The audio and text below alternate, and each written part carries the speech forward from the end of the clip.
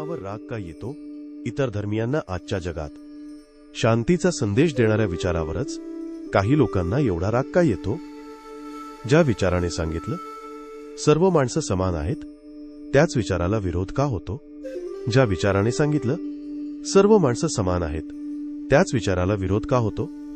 आज आपण बोलणार आहोत गौतम बुद्ध यांच्या विचारांबद्दल आणि त्या विरोधामागचं खरं कारण. एकीकडे शांतता, करुणा आणि समतेचा संदेश देणारा बुद्ध धम्म आणि दुसरीकडे त्यालाच विरोध करणारे काही आवाज.